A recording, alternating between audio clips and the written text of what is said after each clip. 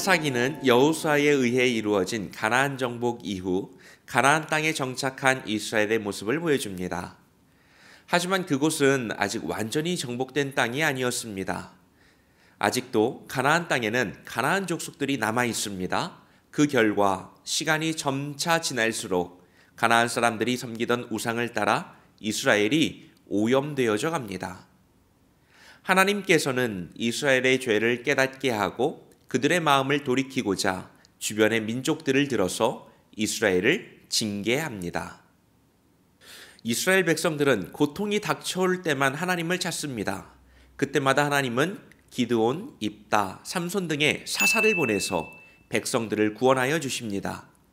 하지만 이스라엘은 고통이 멈추면 다시 죄악된 모습으로 돌아가는 어리석음을 반복합니다. 사사기는 이렇게 반복되는 어두운 350년에 걸친 역사를 기록하고 있습니다.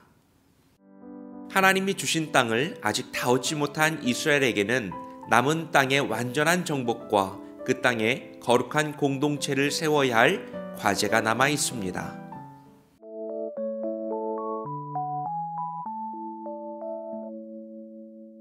이제 막 가나안에서 살아가기 시작하는 이스라엘 백성들은 아직 땅에 완전히 정착하지 못하였고 개척해야 할 땅도 많이 남아 있습니다. 이스라엘 백성들은 각 지파별로 정복과 개척 사업을 계속해서 추진합니다. 특히 사사기 1장은 유다 지파가 시므온 지파와 협력하여 함께 싸웠던 일을 기록해주고 있습니다. 즉 유다 지파의 개척 사역에 시므온 지파가 동역하고 다시 시므온 지파의 개척 사역에 유다 지파가 동역하는 것입니다. 그 결과 힘은 극대화되었고 어려운 개척 과정을 잘 감당할 수 있었습니다.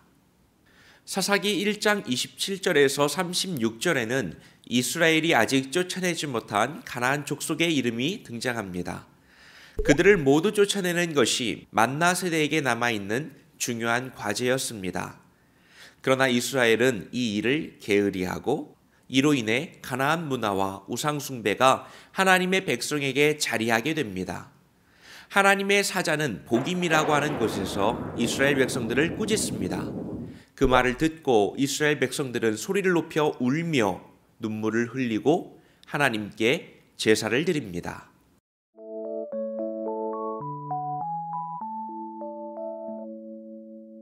성경의 스테이지가 새로운 배경으로 옮겨졌습니다.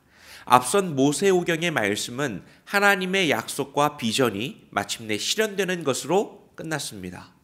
모세와 여호수아로 이어지는 유언을 통해 이스라엘 백성들은 가나안에서 어떻게 살아가야 하는지를 분명히 배웠습니다. 이제 가나안에서의 새로운 삶이 시작되었는데요. 그러나 사사기의 말씀은 그 첫 시작부터 무엇인가 어긋나고 있다는 것을 직감하게 합니다. 분위기가 쎄하다고나 할까요? 그것은 불순종의 씨앗을 남겨놓은 것 때문인데요. 이스라엘 백성들은 하나님의 말씀을 99% 신뢰하고 순종했습니다. 거의 대부분의 명령을 따랐습니다. 그러나 결정적으로 1%의 불순종이 있었습니다.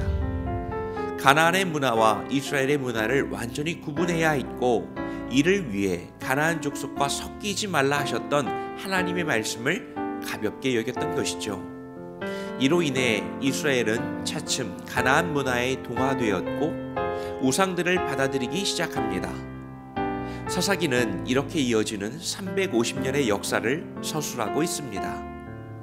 참으로 안타까운 장면이 아닐 수 없습니다. 어떻게 시작된 약속의 땅에서의 삶인데 말이죠. 작은 불순종의 씨앗이 어떤 결과를 가져오는지를 기억하면서 오늘 나는 주님 앞에 어떻게 살아가야 할지를 다짐해 봅시다. 99%의 순종은 결국은 불순종이라는 사실을 기억할 수 있기를 바랍니다. 주님만을 바라보는 온전한 하루가 됩시다. 주님, 내 삶에 하나님의 뜻이 실현되기 위해서 오늘도 완전한 순종을 고백하게 하옵소서.